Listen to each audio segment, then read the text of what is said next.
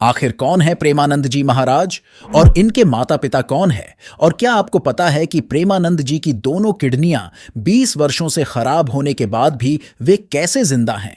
और क्या प्रेमानंद जी भगवान श्री कृष्ण के अवतार हैं और बड़े बड़े राजनेता इनसे मिलने क्यों आते हैं? दोस्तों, आदिकाल से ऐसा कहा जाता रहा है कि जब जब पृथ्वी पर पाप बढ़ा है, तब तब भगवान ने किसी न किसी रूप में इस पृथ्वी पर अवतार लेकर पापियों का नाश किया है और दुष्टों को उनके कर्मों की सजा दी है और धरती पर खुशहाल जीवन की व्यवस्था की है। ऐसी ही एक चर्चा आजकल एक बाबा को लेकर हो रही है।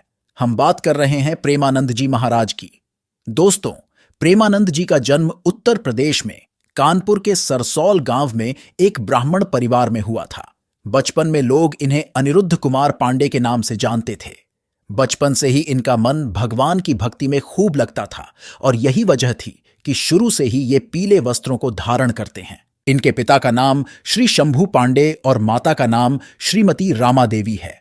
कहीं ना कहीं भगवान भक्ति में इनके रमणे के पीछे की सबसे बड़ी वजह इनके घर का माहौल भी था, क्योंकि सबसे पहले इनके दादाजी ने संन्यास ग्रहण किया था और इनके पिता भी भक्ति भाव में अक्सर ही डूबे रहते थे। इनके एक बड़े भाई भी हर दिन भागवत का पाठ किया करते थे, जिससे इनका मन भी भगवान भक्ति में रमने लगा था। ये अक्सर गंगा नदी के किनारे जाकर बैठ जाया करते थे। जब ये 5वीं 6वीं कक्षा में पढ़ते थे तो ज्यादातर इस उम्र में बच्चे खेलने कूदने में ध्यान देते हैं, लेकिन उस उम्र में भी ये गीता और सुख सागर का पाठ किया करते थे, जिससे इनके मन को शांति मिलती थी। जब ये 9वीं कक्षा में आए तो उस वक्त तक इन्होंने अपने मन में दृढ़ निश्चय कर लिया कि अब इन्हें सांसारिक मोह माया त्याग कर प्रभु भक्ति में लीन होना है।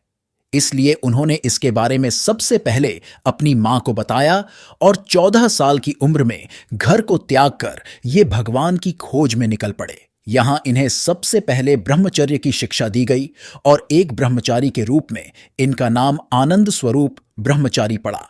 इसके बाद इन्होंने सन्यास को स्वीकार किया और इसी वजह से इनका एक और नाम पड़ा स्वामी आनंद आश्रम।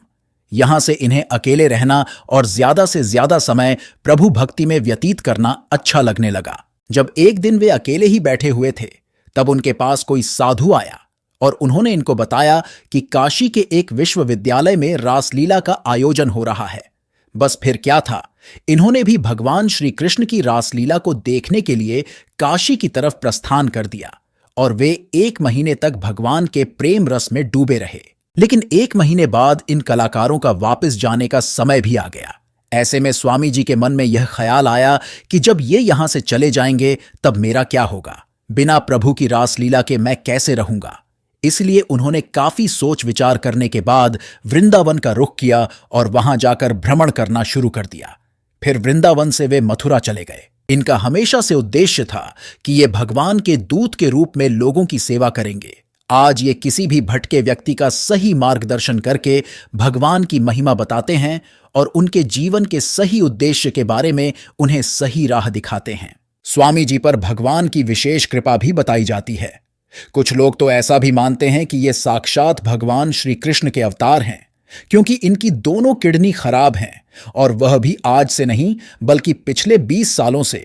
बावजूद इसके स्वामी जी आज 60 साल के हैं और बिल्कुल स्वस्थ हैं। इसीलिए ऐसा कहा जाता है कि उनकी रक्षा स्वयं भगवान श्री कृष्ण कर रहे हैं। जब ये 40 वर्ष के थे तो उस वक्त रामकृष्ण मिशन के अंतर्गत इन्होंने अपने संपूर्ण शरीर की जांच करवाई थी, जहां यह बात सामने आई थी कि इनकी दोनों किडनियां खराब हैं और डॉक्टर ने यह बताया था कि ये ज्यादा से ज्यादा 5 साल और जिंदा रहेंगे।